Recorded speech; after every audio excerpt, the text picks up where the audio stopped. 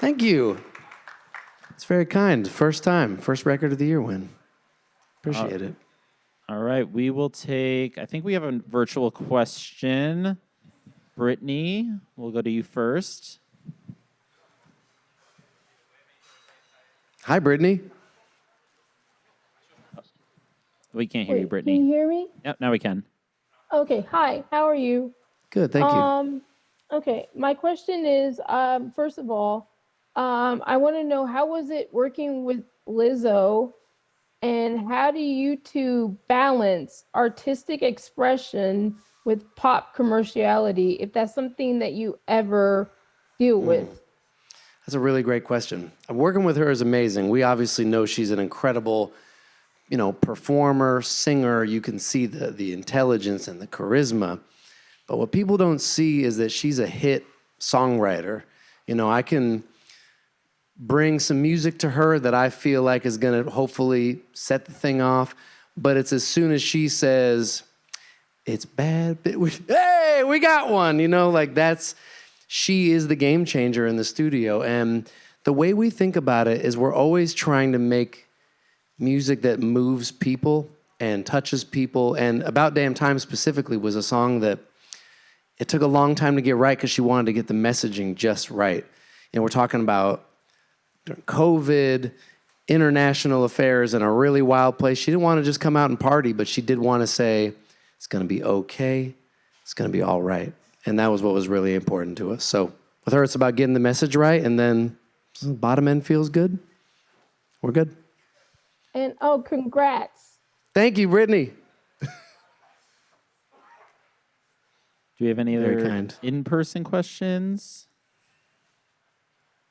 Right here in the front, right? Hi. Hi, Ben. Can you just talk about the stylistic inspiration for this song, the sound of it?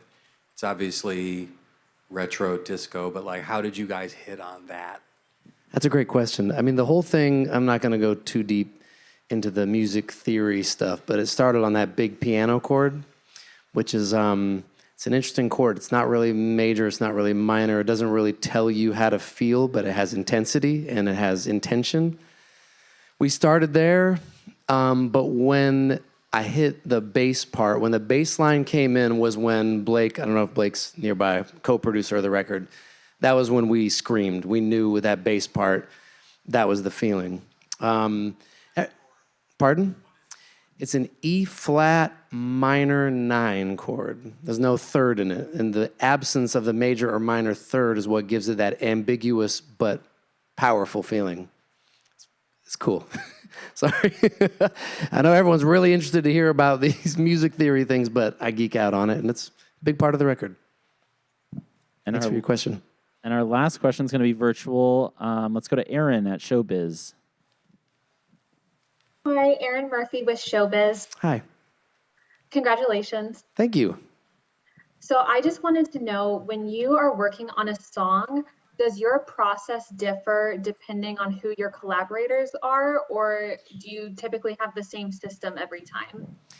I mean, it's interesting, right? Because if you're think about it like this, if you're throwing an intimate dinner party, you're going to sort of do the same thing no matter who the guests are. You want people to feel safe, to feel open, where they can be themselves, but also everybody's different. So maybe you might invite some different people to this party or that.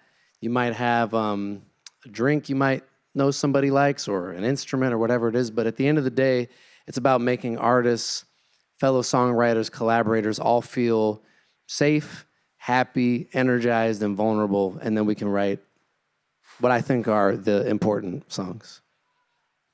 Thank you. Thanks. Awesome. Thank you, Ricky, and big congratulations to the win. Thank you so much. Thank you, everybody. Super cool. Great.